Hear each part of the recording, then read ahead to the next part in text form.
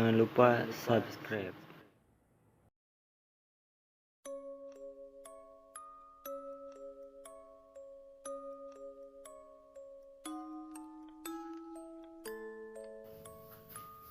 Assalamualaikum warahmatullahi wabarakatuh.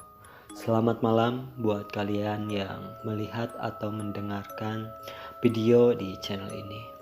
Seperti biasa, saya di sini akan menceritakan hal seram dan misteri. Dan cerita untuk malam hari ini diganggu lelembut penunggu ambulan. Pengalaman teman diganggu lelembut penunggu ambulan. Cerita seram ini dialami oleh Andang dari Wonosari, Gunung Kidul, Yogyakarta. Andang adalah seorang lelaki dari Wonosari yang bekerja di sebuah puskesmas. Tepatnya bagian stay di UGD alias Unit Gawat Darurat. Puskesmas tempat kerja Andang ini lokasinya Deso, terletak di tepi jalan arah pantai selatan Gunung Kidul. Suatu ketika Andang dapat giliran jaga shift malam. Malam itu Andang bertugas berdua. Karena di ruangan UGD lagi nggak ada pasien, maka Andang gunakan waktu jaganya buat bikin laporan dengan laptopnya. Sekitar jam 9 malam datanglah dokter jaga, sebut saja namanya Pak D, biar gak bosan. Mereka bertiga ngobrol-ngobrol sambil nonton televisi. Sekitar jam 10 malam datang rombongan bapak-bapak yang membawa seorang wanita berumur sekitar 25 tahun yang terluka dan susah diajak bicara. Dari keterangan rombongan bapak-bapak ini, mereka menemukan mbak yang terluka tersebut jatuh dari sepeda motor di pinggir hutan. Setelah mendapatkan pertolongan pertama dari dokter Pak D, akhirnya si mbak bisa diajak komunikasi. Ternyata dia bekerja sebagai perawat di salah satu rumah sakit swasta di Gunung Kidul. Setelah dilakukan pemeriksaan, ternyata terdapat luka yang cukup dalam. Di persendian kakinya napasnya sesak, serta terlihat masih trauma dengan kejadian yang baru dialaminya. Dengan berbagai pertimbangan, akhirnya dokter Pak D merujuk si mbak untuk dibawa ke rumah sakit tempat dia bekerja.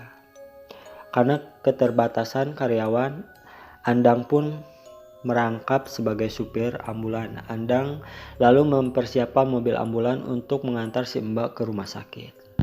Wah, sudah jam 11 malam nih, saya temanin dah, nanti sekalian mampir di Wonosari dulu, ujar dokter Pak D kepada Andang.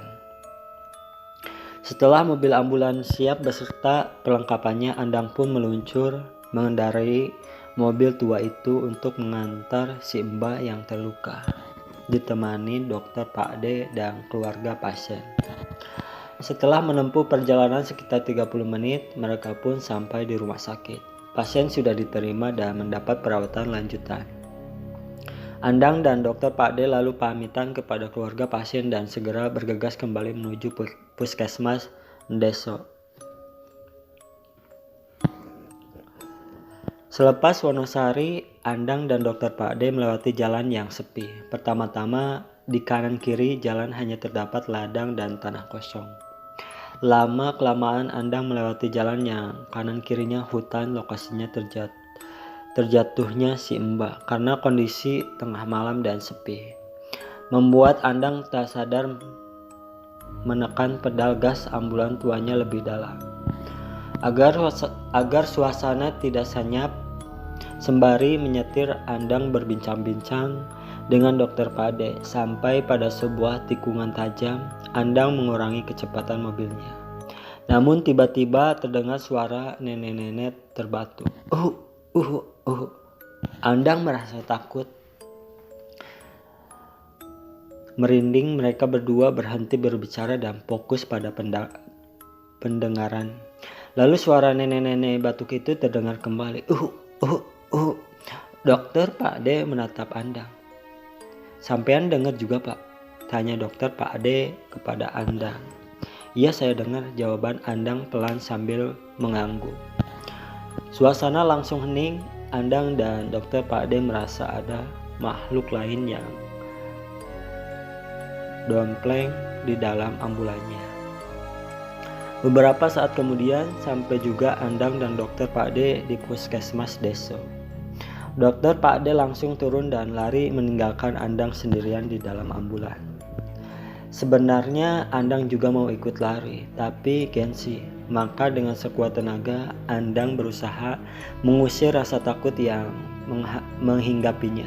Ya Allah, kenapa saya ini? Apa sebenarnya, ucap Andang dalam hati. Akhirnya Andang memberanikan diri memarkirkan mobil ambulan ke garasi. Waktu menunjukkan pukul 1 malam. Ketika itu kondisi puskesmas sudah sepi. Teman jaga Andang juga sudah molor di ruangan tunggu. Sementara dokter Pakde sudah ngacir masuk ke rumah dinas. Andang masih sendirian beres-beres ambulan. Saat itu Andang mau mengambil tabung oksigen dan perlengkapan lainnya dari dalam ambulan untuk dipindahkan ke ruangan UGD. Andang pun turun dari kabin supir dan melipir ke belakang dan terdengar lagi. Suara nenek tua batu. Andang bimbang, mau lari tapi kerjaan belum selesai. Mau meneruskan pekerjaan tapi ada lembut di dalam ambulan. Bismillah, Andang nekat membuka pintu belakang ambulan dan ternyata tidak ditemukan apa-apa. Tidak ada siapa-siapa. Sementara itu ternyata dokter Pakde masih mengintip dan mengawasi Andang dari balik korden rumah dinas. Andang mulai mengangkat tabung oksigen dan peralatan medis dari dalam ambulan dan memindahkan ke dalam ruang UGD. Saat Andang mengangkat peralatan, pintu ambulan masih terbuka. Ternyata dokter Pakde di balik korden melihat penampakan di jok depan ambulan. Saat selesai menaruh peralatan, Andang kembali ke ambulan bermaksud menutup pintu belakang mobil. Sebenarnya Andang merasa ragu. Tapi masa mobil ambulan dibiarkan pintu belakangnya terbuka. Dengan perasaan ngeri-ngeri gimana gitu, Andang pun kembali ke ambulan. Andang berusaha memalingkan pandangannya agar tidak melihat kabin ambulan. Handle pintu mobil sudah dipegang dan saat sampai separuh terdengar lagi suara nenek-nenek batuk. Andang berusaha untuk lari tapi apa daya, kakinya seperti tertancap dengan tanah. Lalu terdengar suara nenek tua yang berbicara. Le, iki si mbah sirai gatel. Nak, ini mbah kepalanya gatel. Andang ketakutan bukan kepalang, tapi entah kenapa mendengar suara itu Andang bukannya segera menutup pintu ambulan dan lari, melainkan malah membukanya kembali. Dan Andang melihat samar-samar sosok nenek-nenek di dalam kabin ambulan. Mbah, opone sing gatel? Mbah apanya yang gatel? Tanya Andang. Astaga, ternyata nenek-nenek itu menyodorkan sesuatu ke depan Andang. Tangan nenek itu terlihat seperti tengkorak berwarna hitam dan sesuatu yang disodorkannya itu ternyata sebuah kepala gundul. Mukanya rata, gak ada mata, hidung, dan mulutnya. Andang lalu komat kamit berusaha mengeluarkan sebuah kalimat, tapi tidak bisa. Beberapa detik kemudian barulah Andang bisa bergerak dan langsung menutup pintu ambulan. Lalu lari ke dalam pos jaga. Keesokan harinya barulah dokter Pakde memberitahu Andang bahwa dia juga melihat penampakan nenek tua di jok depan mobil ambulan. Benar-benar pengalaman yang sangat menegangkan. Itulah cerita untuk malam hari ini. Bila kalian suka dengan video-video di channel ini, tinggalkan like, comment, share, dan subscribe. Dan jangan lupa juga nyalain loncengnya biar nggak ketinggalan jika ada video-video baru di channel ini. Terima kasih. Assalamualaikum warahmatullahi wabarakatuh.